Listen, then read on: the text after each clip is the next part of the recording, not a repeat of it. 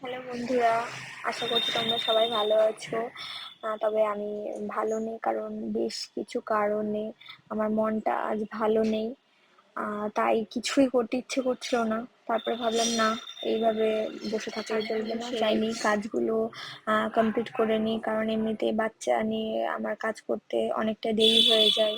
দুটো বাচ্চা, আর আমার সোনামোনা, এই দুজন ছাড়া আমার তো টাইমটাই অসম্পূর্ণ কাটে সারাদিন। কারণ আমি রান্নাঘরে এলেও আমার ছেলে সব সময় পিছন পিছন, মা কি করছো, মা আমাকে একটু আদর করে দাও। এর মাঝে আবার ওটসে একটু খিচুড়ি বানিয়ে নিলাম আমার শ্বশুর শাশুড়ির জন্য।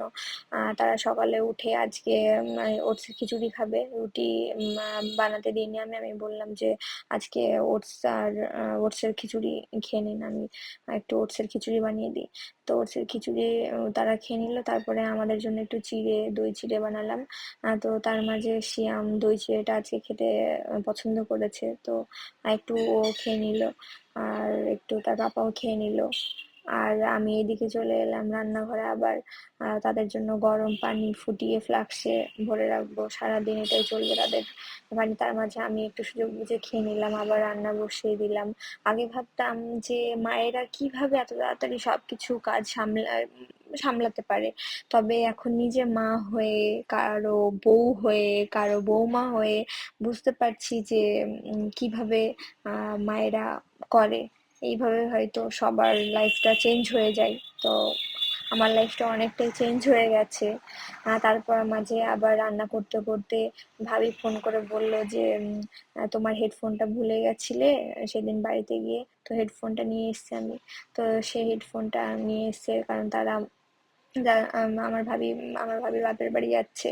আহ, তো যাওয়ার পথে আমাকে হেডফোনটা দিয়ে দিল। উপরে আসতে বললাম, এলো না, হয়তো বাড়ি যাওয়ার সময় উঠবে। আমি তাদেরকে বললাম যে চলো একটু, তো বললো যে বাড়ি যাওয়ার পথে উঠতে পারি। তো তারপর আবার রান্নাঘরে এসে রান্না বসিয়ে দিলাম। আজ তেমন মনটা ভালো ছিল না, প্রথমেই বললাম, সেই জন্য হালকা পাতলা কিছু ভাজা ভুজি এগুলোই বানাবো, বেশি কিছু বানাবো না। তারপরে ঘর মোছা সব কমপ্লিট করে স্নানে চলে যাব। কাচাকুচি করে স্নান থেকে বেরিয়ে এসে এই তো এগুলো মিলে দিয়ে এখন একটু লাঞ্চ করব। লাঞ্চ করে বাবুদের সঙ্গে সময় কাটাবো, প্রত্যেক দিনের মতো যেইভাবে আমার সময় যায়। তাদেরকে ছাড়াও ভালো লাগে না, তারা থাকলেও মাঝে মাঝে মনে হয় যে ভালো লাগছে না, একটু ফ্রি টাইম চাই। তো